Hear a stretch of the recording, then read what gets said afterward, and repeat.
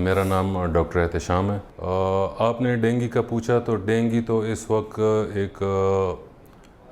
ایک پہلے تو یہ کہ ڈینگی ایک انفیکشس ڈیزیز ہے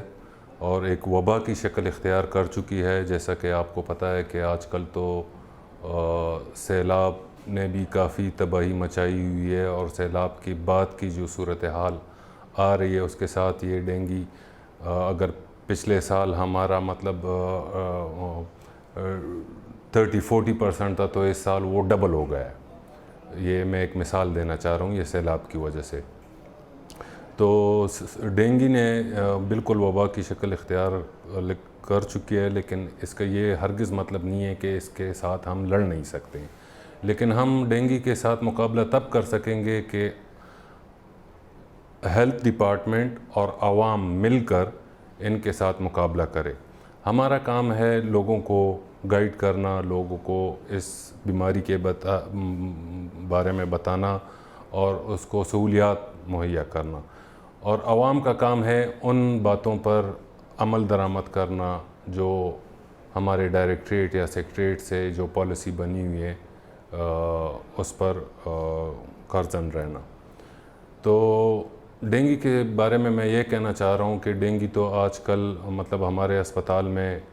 کہہ لیں کہ روز ڈیلی بیسس پر تقریباً 30-35 مریض آتے ہیں جس کا ہم ٹیسٹ کرتے ہیں۔ تو ٹیسٹ تو ہم نے ان کے لیے بالکل فری وہ رکھا ہوا ہے، ڈینگی سیرولوجی بالکل فری آف کاسٹ ہوتی ہے۔ اس میں سے تقریباً 30-35 میں سے آپ یہ کہہ لیں کہ 10-12 ہمارے ساتھ پازیٹیو پیشنٹس آ رہے ہیں، اور 10-12 جو ہے وہ اس میں ایسے آ رہے ہیں کہ وہ سیلف مطلب آ کر خود آپ کو ڈاکٹر کو کہتا ہے کہ مجھے ڈینگی ہوئی ہے، میرا ٹیسٹ کر دیں، یا اور 10-12 پیشنٹ ایسے آتے ہیں جو پرائیویٹ سے ٹیسٹ لے کر آتے ہیں اور وہ کہتے ہیں، لیکن پرائیویٹ سے جو آتے ہیں تو اس کا پھر ہمارے ساتھ ایتھینٹسٹی نہیں ہوتی کہ آیا یہ ٹیسٹ واقعی میں پازیٹیو آیا ہے یا یہ مطلب ٹھیک آیا ہے کہ نہیں غلط آیا ہے، کیونکہ باہر ٹیسٹ کیسے ایتھینٹسٹی ہے اس کا تو ہم جواب دہ نہیں ہیں۔ اسپتال میں ہم نے ان کے لیے ایک پورا وارڈ بنایا ہوا ہے، اور اس وارڈ میں جو ہے نا تقریباً 10-12 بیڈز ہم نے ڈالے ہوئے ہیں۔ کوئی بھی ایڈمیشن یا کوئی کسی ایمرجنسی کی صورت میں ماس ایمرجنسی اس طرح آ جائے تو اس کے لیے تاکہ ہم پریپیئرڈ ہوں۔ تو ڈینگی کے مریضوں کے لیے تو پہلی بات یہ کہ اگر اس کو سیویئر سائن سمٹمز نہ ہو، سیویئر سائن سمٹمز مطلب یہ کہ اس کو بلیڈنگ نہیں ہو رہی نوز سے، یا ہیماچوریا کہتے ہیں ہم، چھوٹے پیشاب میں خون آنا یا بڑے پیشاب میں خون آنا، یا لوور ایبڈومینل پین، اس طرح سے ریڈ آئیز ہو گئیں، الٹیاں کرنا بار بار، تو اس طرح سے اگر کوئی وہ نہ ہو اور سمٹمز بھی اس کے علاوہ پلیٹلیٹس کاؤنٹ اس کے ٹھیک ہوں، تو اس کو ایز سچ اس طرح ایڈمیشن کی ضرورت نہیں پڑتی۔ ہم اسے مطلب سمپل فلوئڈ اور ٹیبلٹس پہ ڈال دیتے ہیں اور وہ گھر جا کر، لیکن اس کو احتیاطی تدابیر لازمی اختیار کرنی ہوگی۔ پریونٹیو معیار اور جو حفاظتی اقدامات ہیں مریضوں کے لیے ڈینگی کے حوالے سے کیا ہیں؟ اچھا جی، یہ بڑا اچھا سوال آپ نے پوچھا۔ اس کے بارے میں تو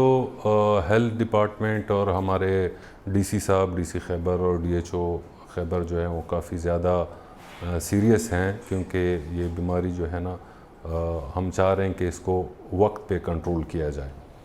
تو اس کے لیے احتیاطی تدابیر پہلے تو جتنے بھی صاف پانی یہاں پر، کیونکہ یہ ہوتا ہی صاف پانی میں ہے، تو وہ اس کا ضائع ہونا چاہیے، اس کو ختم کسی ایک جگہ پر